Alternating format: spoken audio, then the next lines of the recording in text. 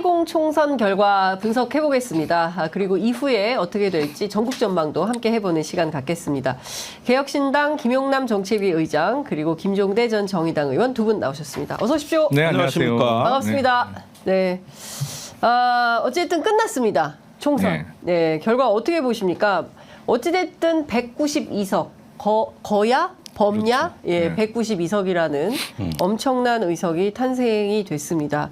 어떻게 보십니까? 우리 국민들께서 용산을 향해서 또 정부 여당을 향해서 어떤 목소리를 냈다. 이렇게 봐야 될까요? 일단 김용남 정책위 의장부터 하겠습니다. 일단 지금까지 하던 대로 하면 안 된다라는 뭐 경고장, 네. 경고장보다 더 심한 의사 표시를 확실히 국민들이 하신 거죠. 네. 6개월 전에 있었던 작년 10월 11일 강서구청장 보궐선거에서 제가 그랬거든요. 이번에 회철이 한번 세게 맞았는데 네. 정신 못 차리면 6개월 뒤 총선에서 그때는 곤장 맞는다. 곤장 맞는다. 그 이른바 곤장을 이번에 네. 맞은 거죠. 그렇죠. 예. 곤장을 세게 맞고 피를 흘리고 예. 이제 국힘 후보들은 다 죽어 나갔는데 많이 수도권을 치른 상황. 많이 죽어 나간 것은 예. 분명한데 예.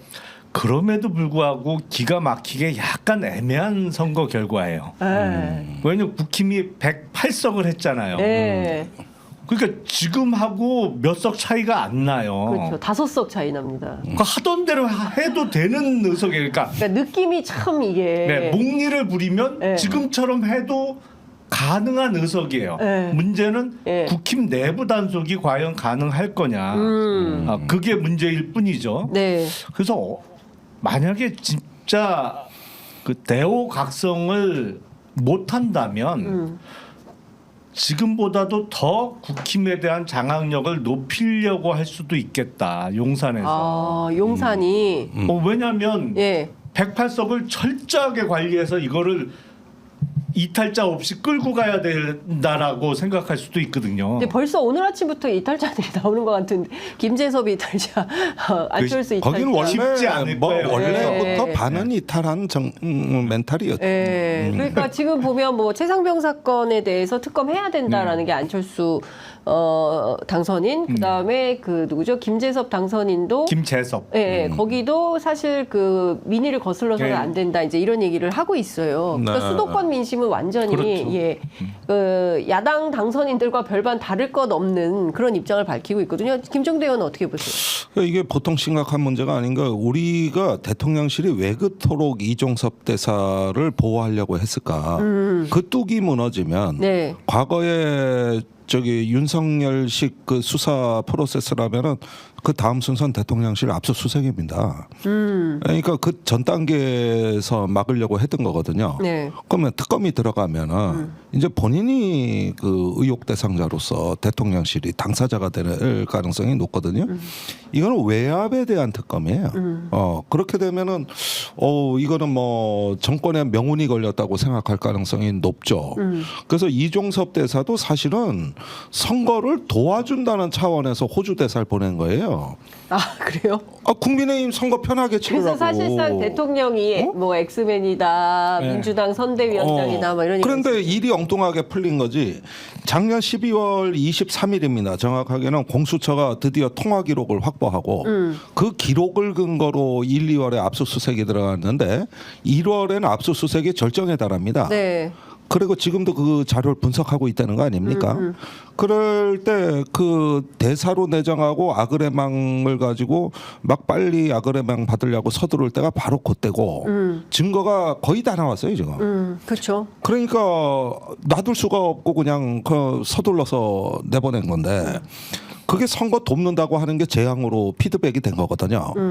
아니 그렇게 보면은 최상병 특검이라는 게 국민의힘도 모르는 지금 속사정이 있는 거거든요. 이걸 뚝이 허물어지려고 막 그러다가 이제 진짜가 닥친 거예요. 네.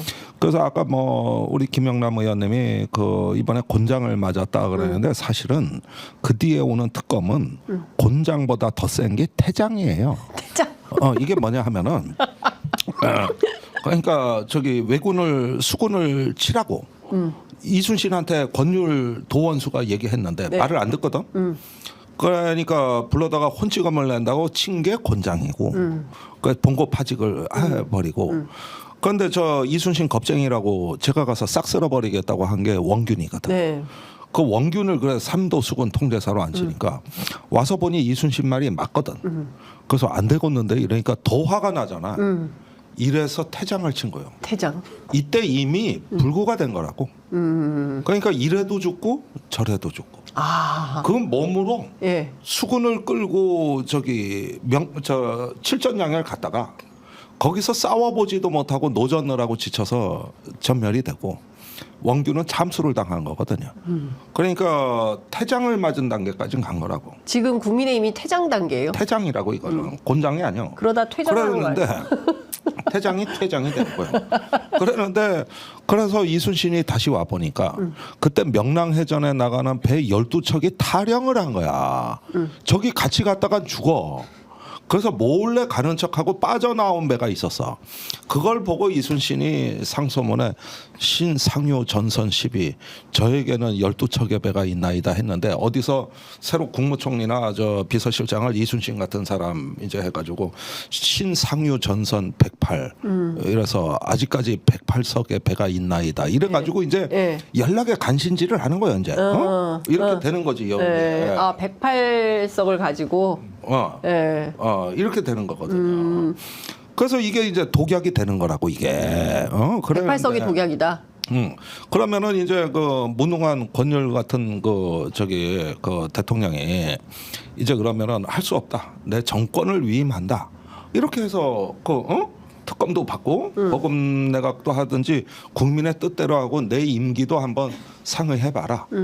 박근혜 대통령이 말년에 사실 그렇게 했는데 때가 늦었죠. 그러니까 요 단계가 지금 22대 국회에서 펼쳐질 가능성이 높거든요. 그래서 이 곤장 퇴장 개념을 제가 개념 정리를 해드린 거예요. 네, 그걸로. 곤장 퇴장. 아니 그러니까 근데 당장 그 단계까지 가지는 않을 것 같고요. 어떻게든 대통령실은 이 108석을 잘 똘똘 뭉치게 해서 끌고 가야 된다라고 아직은 생각할 가능성이 높을 것 같은데 현실적으로는 이 108석은 정말 108번뇌가 될 겁니다. 염주 하나 온갖 채워드려. 목소리가 다 나올 거예요. 그러니까 염주 하나 일사불란하게 뭐 단일대우로 택도 없는 소리예요. 그렇게 절대 안 됩니다. 예. 아니 물론 그렇죠. 예. 그래서 내가 108염주 차고 방송하잖아 요즘 경향TV에서. 그랬더니 그 염주 어디 숫자가 갔어? 나온겨. 염주 어디 갔어? 이거 해야 되는데. 닮았다. 내가 어쩐지 염주가 땡기더라고. 아니 왜 108 염주를 찾지 99개만 하시지. 그랬나?